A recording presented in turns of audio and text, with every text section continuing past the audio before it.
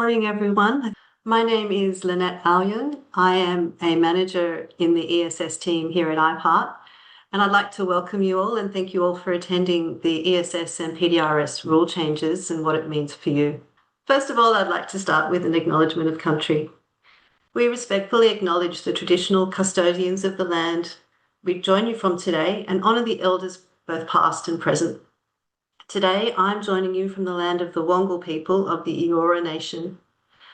I pay my respects and recognise their connection to the land, waterway and communities. Their culture and traditions continue to enrich our lives and guide our future as we walk together toward reconciliation. First of all, some housekeeping. Today's session is going to be recorded and published. We'll send you a link after the session is ended. It's going to take about 45 minutes to go through the presentation, and at the end we'll have time for questions. We'll also ask you to complete a survey to give us your feedback on how you found the session and whether or not it was useful for you and how we can improve for next time. I want to say thank you to everybody who registered and asked a question. We have incorporated where we could answers to those questions in our presentation today. But I want to emphasize that today is all about the rule change and how we're going to administer that rule change. We can't answer questions relating to policy like, why did you change this, or why is the timing the way it is? We ask you to direct those questions to the queue using the email at sustainability@environment.newsouthwales.gov.au. What we're going to talk to you today about are the key changes and the timeline. One of the key changes is unsolicited door knocking, and we'll go into detail about that. Monthly reporting has also been introduced for a number of methods, so we'll take you through that and what our expectations are. Then I'm going to hand over to my colleague Sarah Stenner-Cranston. She'll take you through the changes by method, what to do if your accreditation or activity is ending, and what it means for audits. At the end, we'll answer your questions. So key changes and timeline. Both the ESS and PDRS rules were changed. The new rules were published on the 29th of August, and most of the changes commenced on the 12th of September 2025, so last Friday. With the ESS rule, though, there are a number of changes that are occurring between now and the 30th of June. If you're trying to work out which rule is the right one to use now, if your implementation was before the 12th of September, use the old rule. If your implementation is on or after the 12th of September, the new rules apply. Let me take you through what started on the 12th of September for the ESS. First of all, this rule change made unsolicited door knocking an ineligible activity. What that means is if an implementation resulted from unsolicited door knocking, you can't use it to create a certificate. But we'll go into more detail on that later. It also ends the commercial lighting and sonar accreditation application process. Because commercial lighting and sonar are ending as methods, we want to take the opportunity to stop taking applications for accreditation. So that ended on the 12th of September. There are also several updates to the HERE and IHEB method, and as a consequence, RUDU under PDRS. Those changes were the air conditioning lifetimes, changes to the co-payment for refrigerated display cabinets and commercial heat pumps, reactivation of some refrigerated display cabinets, and changes to the pool pump calculations. It also removed lighting acceptance requirements for public lighting, PIM&V and MBM, so you no longer need to use or to apply to use a particular product for those methods. It added schools and retail centres to neighbours and made other minor administrative changes and clarifications like the definition for basics. All of these things were listed on our webpage in detail, and we have a reference table that you can access that will take you through these changes and what it means for you. So we recommend that you look closely at those documents as well as any relevant method guides. They will help you find the changes to equipment requirements or evidence requirements, but also help you understand what you need to do to comply. We wanted to take the time to take you through the timeline for those changes that are occurring between now and the 30th of June. As I said, the ESS and PDRS rules commenced last Friday, the 12th of September, and that's where the majority of the changes began. Okay. Monthly reporting for HERE, IHEB, and the PDRS are due at the end of November, and that includes implementations for October. The last date for sonar installations and for certificate registration from those sonar installations is the 30th of November. Heat pump warranty requirements for HERE and IHEB commence on the 1st of December this year. The last date that you can apply to have a commercial lighting product accepted is the 31st of January, but we will continue to assess applications we receive up until and including the 31st of January. The last date for commercial lighting installations and certificate creation from those installations is the 31st of March. So that means the last implementation date, 31st of March, last date you can register a certificate from a lighting implementation is also the 31st of March. Last but not least, on the 30th of June, some gas activities cease operation as well. PDRS rule changes were a little bit easier. Again, it makes unsolicited door knocking an eligible activity, increases air conditioner lifetimes from 10 to 12 years, clarifies some pool pump calculations, introduces monthly reporting, and other alignments between the ESS and PDRS rules. So basically the PDRS rule was just being aligned with the ESS rule in this change. Let me start talking to you about unsolicited door knocking. From the 12th of September, as I said, any installation that comes from unsolicited door knocking can't be used to create certificates. What you need to do is update your processes and systems. As the ACP, you need to deter and detect unsolicited door knocking. You can do that in a number of different ways. Having contractual requirements, updating your training with your third-party representatives and your QA processes. Make it clear to your third-party marketers that they can't do door knocking without consent. However, they can organise to come to somebody's house and knock on their door. That is with consent, and that sort of approach can be used to create a certificate. We will be monitoring business models and practices, but we will support ACP so you understand the new rules and what's required. We will be using audits and inspections to check for door knocking. In the audits, we do phone calls, and the inspections will be talking to the homeowner when we go and check and ask them. We've also made it easier for consumers to complain about door knocking through our recent website changes. And where we do find that door knocking has been used, we will investigate and act if needed. Monthly reporting. As many of you are aware, you've already had a monthly implementation data reporting requirement in your accreditation notices for HERE and for BEST 1 and BEST 2. Those requirements still live on, and we still expect you to do your monthly reporting as you have been doing in the past. What this rule does is it moves it out of the accreditation notices, puts it into the rule, and adds requirements for IHEB and for RUDU.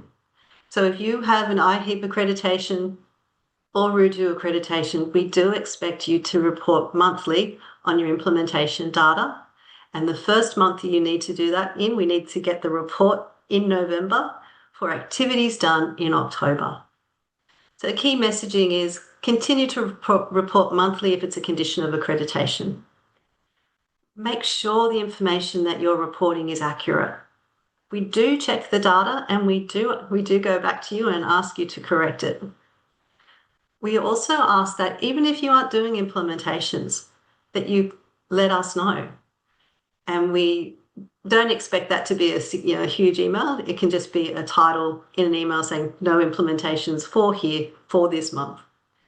But this is set out on our website, So go to the website, search monthly reporting, and you'll be able to find some information about that. The thing I want you to understand is that compliance with this condition of accreditation and now rule requirement is considered when we assess an application to amend conditions of accreditation. So how to submit your monthly report? First of all, use the ESS example template or the PDRS example template that you use to when you go to register a certificate. So to use those templates to fill in the relevant implementation data information. Save it as a CSV and send it to ess.compliance@ipart.newsouthwales.gov.au. You can go to our uploading implementation data to TESA page for more information and to find the templates. As I said, you have to report even if you haven't done any implementations. And you can just send us an email to let us know. If you're accredited for BEST 1, which is currently suspended, we are not requiring that you report monthly because we understand you aren't doing any implementations. But if BEST 1 is reactivated, the reporting will also be reactivated at that time. The reporting period is a little bit different depending on the method. For home energy efficiency retrofits, installation of high efficiency appliances for business and reducing demand using efficiency, the reporting deadline is the end of the month. So if you have your implementations for October, the report is due by the 30th of November. For BEST 1 and BEST 2, if you do an implementation in October, the reporting period ends on the 15th of November, and that's when we would expect to see your report come through. So now I'm going to hand over to Sarah Stanner to take you through the changes in more detail. Thanks, Sarah. Sure. So we're going to delve into it by each calculation method and their associated activity changes. So I've listed them out and detailed those changes, and we're going to delve deeper into those, things like heat pumps and the new warranty requirements. And after that, I'm going to move into what it means for ACPs and your accreditations, and also for our auditors. So I have a big complex table here because there are a lot of changes. So in addition to the monthly reporting, which we already discussed, both here and the IHEAP method have a lot of changes. So we're going to spend a little bit of time on those. For pool pumps, there were changes to the values that you use to calculate the capacity for pool pumps. So from now on, you use the maximum tested input power from the GEMS registry instead of what you previously used, which was the nameplate input power. So in GEMS, the maximum tested input power is also known as high. And there was also a pool pump update that relates to licensing. And so tradies have to be licensed if you're doing any electrical work. So for example, if there's an old pump and it's been hardwired, but you have a new pump that's a plug-in, then any removal work for the old one has to be done by a licensed electrician. So that information is spelled out both in the method guides and also in our reference tables that Lynette mentioned. You just need to make sure that you're updating your systems and processes to accommodate for all of these new changes. And for air conditioning, this is a good news story. Our lifetimes to calculate your savings have increased, and you now get up to 12 years. So that's a slight bump up in energy saving. And for heat pumps, you'll find that there's lots of different changes across both here and IHEAP. One of the first ones is in relation to split system heat pumps. So where there's refrigerant flows between the evaporator and the tank, you're required to follow manufacturer installation recommendations. You were required to do that previously, of course, but it also includes ensuring that you're complying with all of the relevant location requirements that are embedded into the standard. That's AS 5149 standard. And again, more details are on this about exactly what we expect you to do, and that's spelled out in our method guides. And so this typically actually can be verified either with user manuals or with geotagged photos. And from December this year is where we have the warranty requirements. So you need to provide 5-year warranties to your customers, and you have to have evidence of this. The warranty requirements are a little complex, so I'll get into that in a bit more detail. With the gas activities, those are ending on the 30th of June. So for here, D11, which is gas-fired water heaters, D12, gas space heaters, D21, solar gas boosted, those are all ending. And so you need to make sure that you have all of your evidence requirements and any information that's necessary to create your certificates. So you need to complete all your pre-registration audits prior to that if you want to create any certificates for those methods. So installation of high efficiency appliances for business, IHEB has very similar changes as well. So they're all spelled out here for you.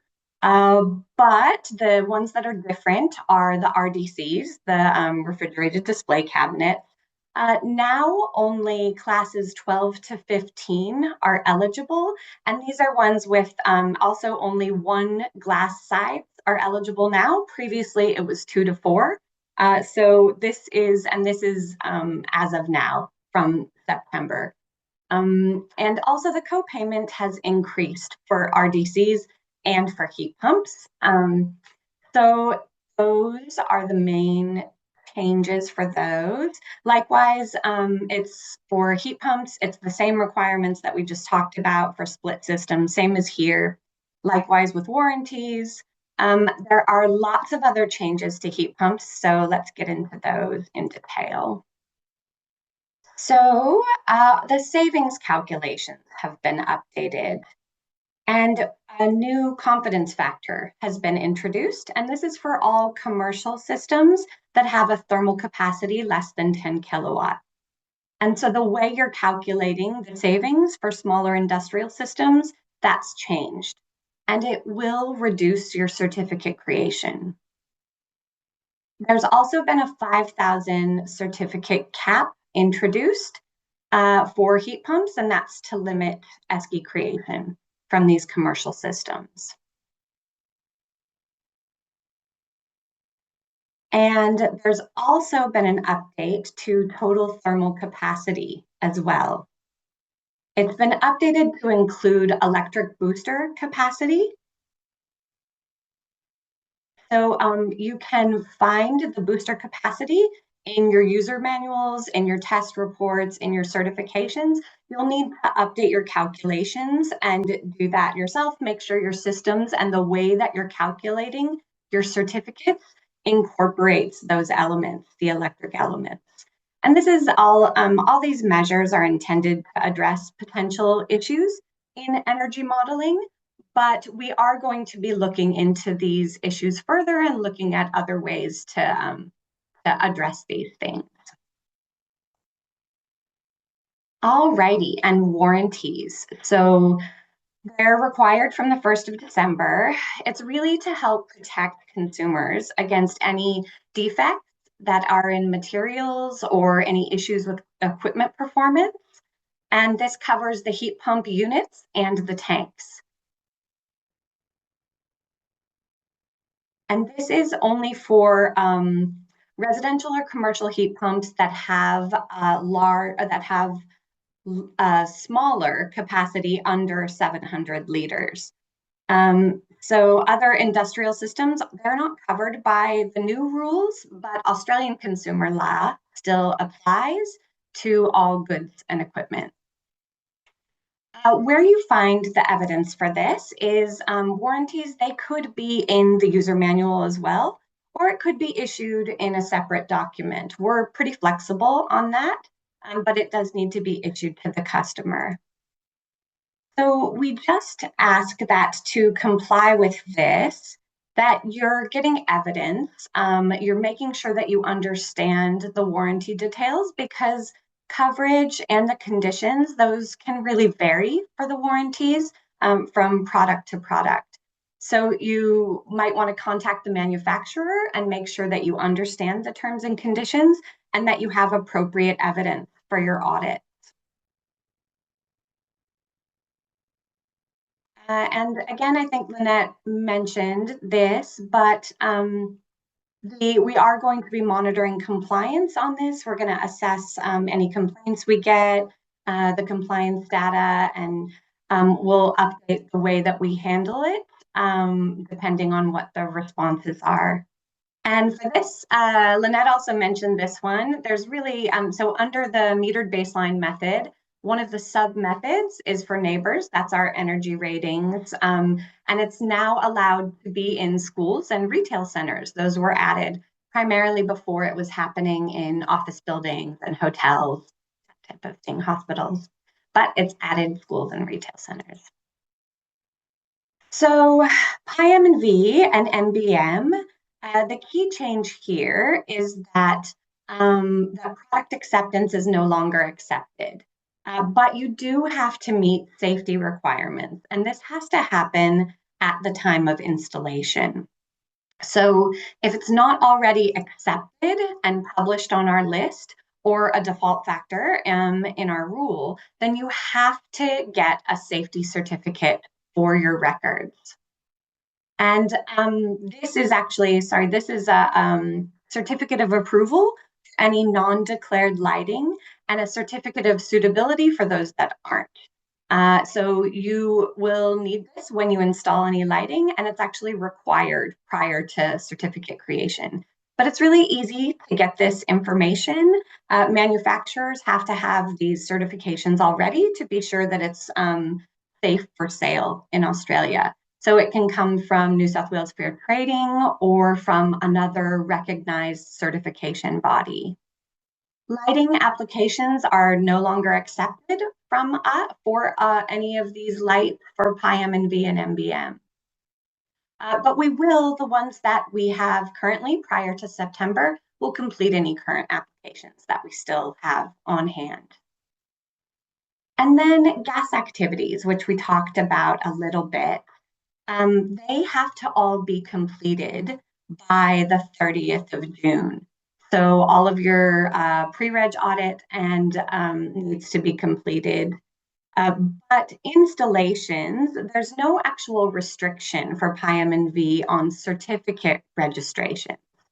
So these can actually continue to create certificates, and you can do top-ups and annual creation as was previously addressed. So there's no specific restriction on that.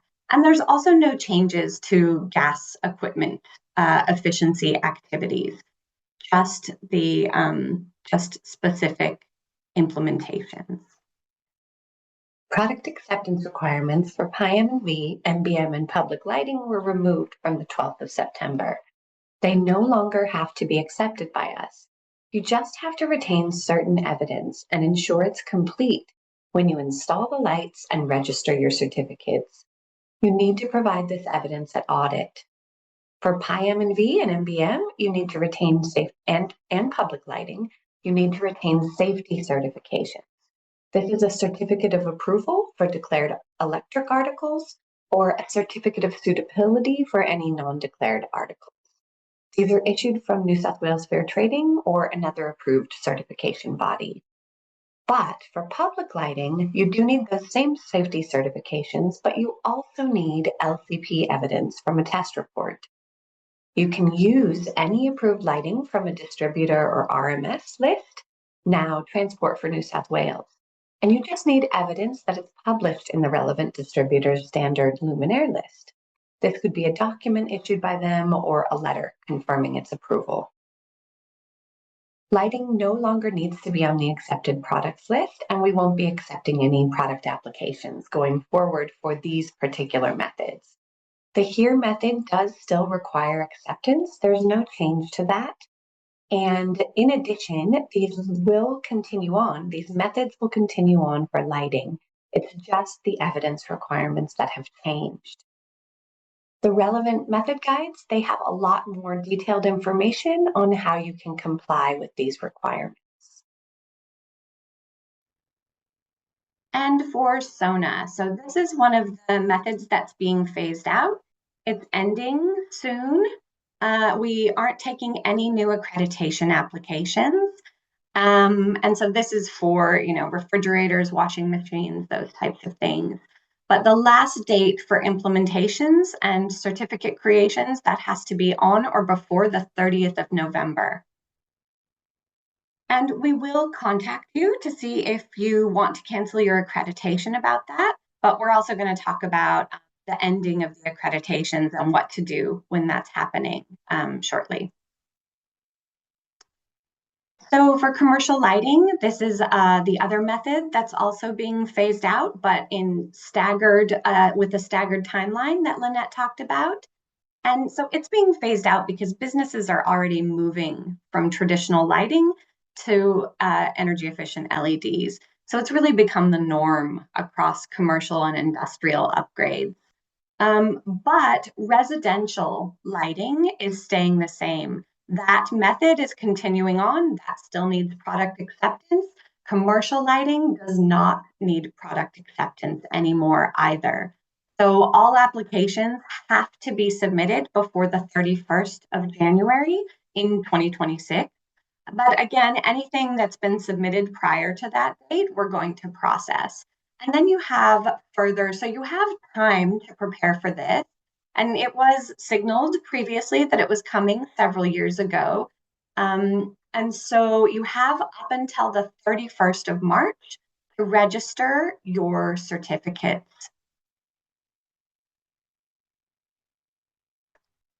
So now we'll talk about what happens and what you need to do to prepare, and if your method or your activities that you're currently doing are ending. So we have those detailed timelines that we talked about, but if your accreditation or your activities are ending, you need to ensure that you are any contractual or regulatory requirements are being fulfilled, that you've done your reporting, that your pre-registration audits and your certificate creation is all complete, and that needs to happen by the end date. So you'll need to also make sure that you have all of your evidence and everything ready to be able to create those certificates prior to the end date. And you'll also need to allow enough time to be able to submit your detailed scopes of work for your audits, for your pre-registration audits, to be able to register your certificates before those final dates. Audits are also going to be looking really carefully at the dates and any other evidence to make sure that all of that complies. We also recommend that you notify any of your relevant stakeholders and partners, and that's because you really should be providing clear communication and messages to any affected parties about the closure of these methods and any potential next steps that might impact them, so that they know what's happening with your accreditation as well.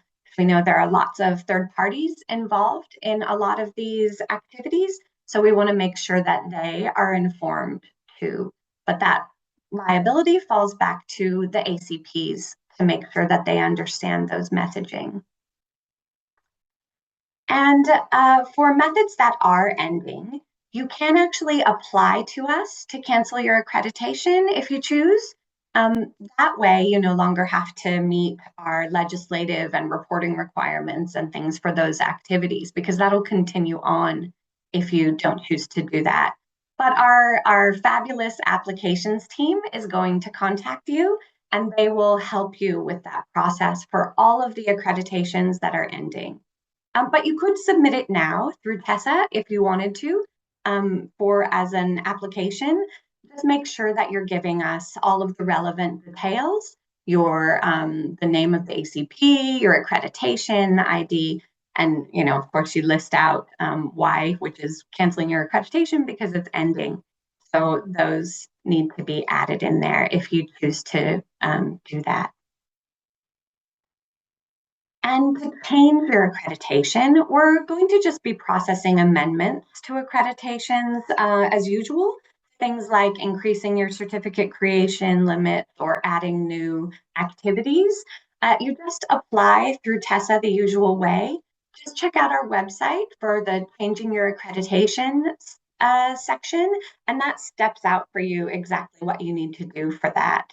But once it's coming up on time for those end dates that we've gone through in detail, we might choose to change the conditions or potentially reduce the audits needed. Of course, though, we still need to make sure that all activities and all certificates have been audited and all of the requirements have been met and that you're complying with those. But we will talk to you about what conditions may change and what that might mean for you and your accreditation. And as usual, of course, we're going to factor in any related risks that are associated with your accreditation, your compliance history, your reporting, all of that. But then we'll have the added risk that's posed with the methods actually ending as well. So that'll all be considered when it comes to any amendments that are submitted to us, amendment requests and applications. And so what this means for audits themselves, we have new scopes that are up and available on our website, templates and forms that are out now, all of the method guides, everything is all up now on our website. But these audit scopes, they'll help you understand, and for the auditors, it'll help you incorporate the new steps into your audit process. We've done this for the detailed scope of work submission form, for the ESS, and all of the PDRS affected audit scopes. Those have all been updated. So we want you to start using those documents as soon as possible, ideally now. You can use them for any new audits going forward now. That'd be great. And note that the information, though, that's in there, the audit information hasn't changed. It's just the checks that need to be done. So things like checking what marketing and door knocking practices are, if anything. So those are the types of changes you can expect to see in those scopes. But ideally, it'd be great if you did start using them now, especially since most of the changes, like we talked about from the new rules, those are already in force now. So best practice would be using them going forward. Auditors also, we expect that you'd be staying updated on regulatory changes and also any new information or evidence requirements that we might put out. The evidence requirements are specified now in the method guide. So here method guide, IHEB method guide, PIM&V method guide, MBM, all of those, likewise public lighting, those have all been updated and evidence requirements are specified in there, what you're expected to be looking at, reviewing and checking. So please do use the new submission forms when you're uploading them into TESA, especially for anything going forward. And we just wanted to point out that our website, because it's been updated now, it does have those document hubs available. And that shows all of our previous versions of the relevant documents. So you can use previous versions of the relevant documents, method guides that were in force before. You can use those for any projects that were implemented before September when the new rules came into effect. So for any of those, you can see all of those. So when you link to, say, a brand new method guide, you'll also see all of the versions underneath that were in effect at that time. So just a little tip. Now we have time to move on to questions. And I'd like to introduce everybody to Kristen Morris. She's our director, and she's going to take us through any questions that we have there, and we'll do our best to answer them. Thanks, Sarah, and thanks, Lynette, for your presentation. And thanks to those who have popped some questions in the chat already. I guess one thing to remember is that, as Lynette said, questions about why the rules being changed or any questions about what might be coming up in the future of rule changes, we won't be able to answer those today. Those are really questions for the queue, but we will pass any of those on to them so that they can get that feedback. So we'll kick off with the first question, which is the question about the monthly reporting. And really just seeking some clarification. Lynette or Sarah, will IHEB activities implemented in January 25 to September 25 need to be included in the monthly report due at the end of November, or is it just for activities implemented in October? Nice simple one to begin with, thank you. Just the implementations in October. Very simple. And the rule commenced, so it's not retrospective. It can only ask you to start from October. Great. Lynette? But if you want to send it to us, we're very happy. The next one is a bit of a multi-part one, so I might just ask the 3 questions separately. One is around how door knocking will be checked during the audit process, I guess.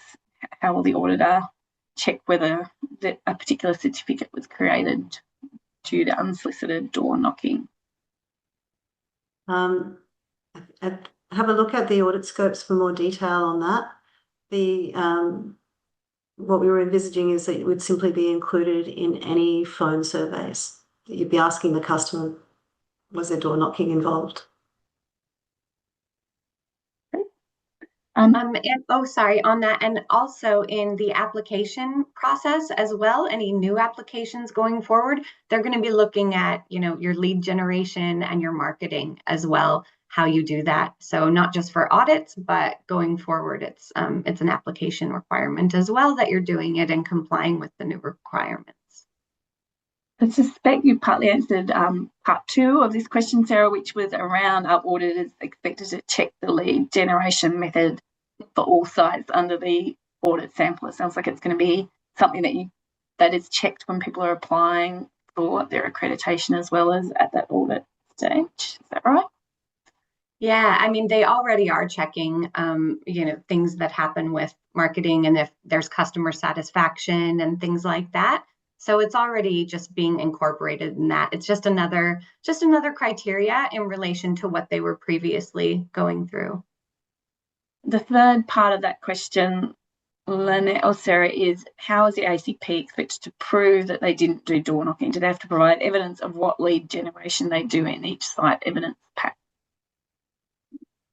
Some of the other things that we will be checking at audit is the systems and processes that you have in place to deter and identify door knocking. So that would be one thing that we'd be looking at. And as I said, the other thing that we'd be looking at is those phone surveys. And if indeed we do any inspections of sites, we'd be asking the homeowner ourselves if the implementation came about due to unsolicited door knocking. Okay. Thank you. Got a question now that's quite specific, referring to activity D5, which I think is a pool pump activity. So if an electrician is required for the electrical work, but the pool pump installer is the one who replaces or installs the pool pump, and the nomination and PID are signed by the qualified pool pump installer, how would ACPs demonstrate that a licensed electrician carried out the electrical work for that pool pump? Any electrical work needs to have a CCEW completed. So that would be your key form of evidence.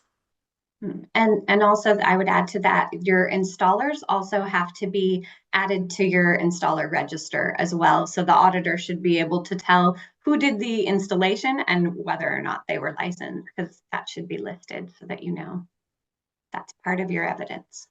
Good question, you're right. Thank you. Last question that we've got at the moment. So keep those questions coming. If anyone has anything else they'd like answered, is around fact sheet. It's from, not sure where from, it's coming up as anonymous. Has a fact sheet for the activities changed? I received an email to update it, but I was unable to find an updated version. Has it been uploaded? So we can point them to where it has happened. Do you want me to take that, Lynette?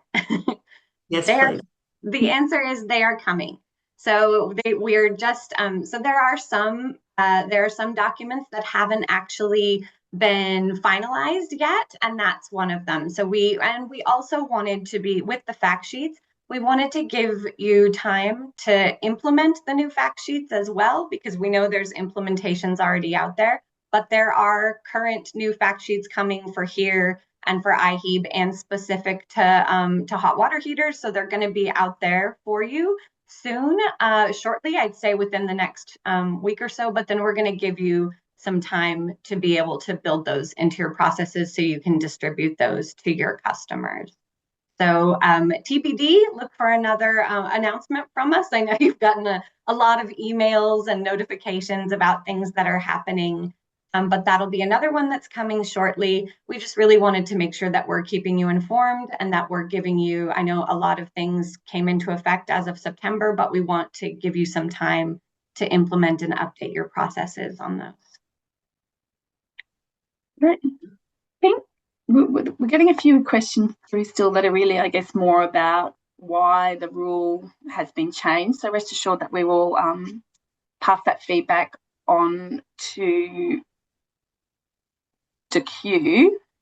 But I don't think at this stage we've got any other questions on these set of rule changes and how they'll be implemented or how you can comply with them. We do have a survey as well, so perhaps we can pop that survey up, and if anyone pops any more questions in the chat at the same time. The one question we have is simple one that I can probably even answer, which is, will you be running more sessions like this webinar? So yes, we're very keen to run more sessions. We're also very keen to hear from you, what sort of topics you might find interesting or useful, and also obviously whether you found this session useful. So I think the best way to do that is in the survey. I think there might be a question in there about future topics, but if not, just feel free to email us. You can find a kind of contact form on our website that you can send through any ideas for future survey, for future information sessions. And I think we now have another actual question as well, Lynette and Sarah, which is, can you confirm no lighting upgrades are eligible under PIME&V or MBN? So no, that's not true. So sorry, Lynette, I'll just take this one. Formerly, I was doing products primarily. So this one I know a fair bit about. So products, lighting can still be done for PIME&V. It absolutely can still be done. And public lighting, of course, it can still be done. But the difference is that the products don't have to be accepted by us like you were previously doing for the HERE method and for commercial lighting. So those previously were just automatically granted acceptance for PIME&V and MBM, and the rule required that we actually had to do the product acceptance. But now we don't do the product acceptance at the time of for PIME&V and MBM. Rather, you just have to, if it's a new light going forward that you want to install, that's fine. You can do it. You can do any light that you want, but you have to do that. You have to have safety certification evidence that you retain yourself, and that evidence has to be available to your auditors. And so that's the only difference. It's still absolutely still allowed. You can do if you do a whole site under PIME&V or MBM, we would expect that you would update lighting as well. So it's those types of things, yes, for sure. But it just means it doesn't have to be accepted ahead of time. Sorry, hopefully that was clear. Lynette, did you have anything you wanted to add on that? I think you're right. The lighting is definitely still included under PIME&V and MBM.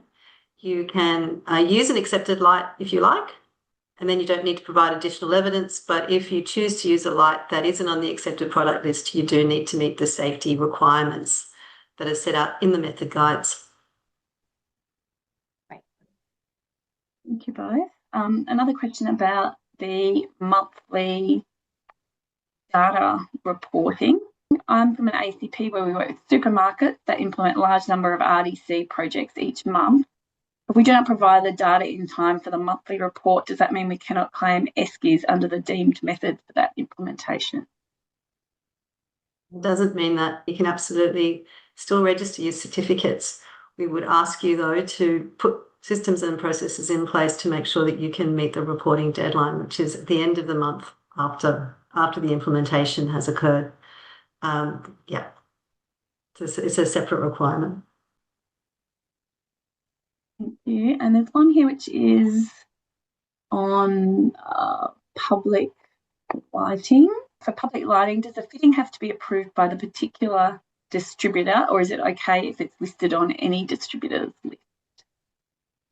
Not any particular distributor. Nope, that's fine. Yeah, just regular, but it does have to meet the requirements for a distributor that are specified in the rule. So there are some, can't remember the exact language off the top of my head, but they have to have they typically will have a standard luminaire list, if you will, that has all of the lights that they'll accept.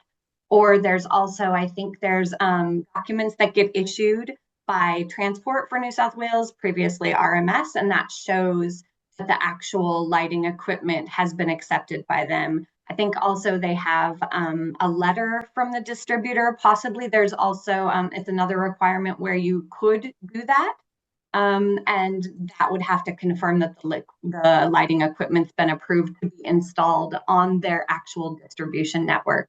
But yeah, I can't off the top of my head remember what the exact wording is, but you have to be compliant with all of the information that's specified in the rule for those lights. Thank you. Got another quite specific one here. So you may or may not be able to answer this. Lynette and Sarah might have to get back to this person because it's quite specific. Which is, can you please confirm the measurement of the baseline on an iHeeb F16 activity? Would a 3.6 kilowatt heat pump and 2 kilowatt booster element have a 5.6 kilowatt thermal capacity? I think we're going to have to take that. I don't know, Lynn. I think we would have to take that on notice. we might take that on notice, and yeah, we will. I suspect we'll be able to get to most questions, but we don't get to any questions, or what we're going to do, we'll look at all the questions that were asked and we'll publish a document that's a bit of a kind of pulling out of the key themes and questions, not necessarily specific responses to questions. But yeah, we can keep that one on notice. Or anonymous participant, if you want to email us or send us queries through our website directly, that means we can respond to you directly on that quite specific question. Yeah, definitely. And we can, so if you submit it through our inquiry form, then it'll get assigned to the appropriate team. So like that one would probably get assigned to our products team, and they would look at that and get back to you. Questions may have dried up. So thank you, Lynette and Sarah, and thank you everyone for participating today. Please do fill in our survey. It helps us shape future events like this and to know what works and what doesn't work. And other than that, I think we can then close the session off. Oh, there we go. Yeah, so there's the two options. One, if you've got any questions, including that very specific one. And obviously there have been quite a few questions around the intent behind some of the policy changes or the timing of those changes or what might be coming up in the future by way of rule changes. So you should send those to Q at that sustainability email address or via their website. And yes, we will be publishing this presentation on our website as well as any roundup of top questions or top topics that we think need to get a little bit of extra answering to clarify. Thank you all and have a good rest of your day. Thanks, everyone. Bye.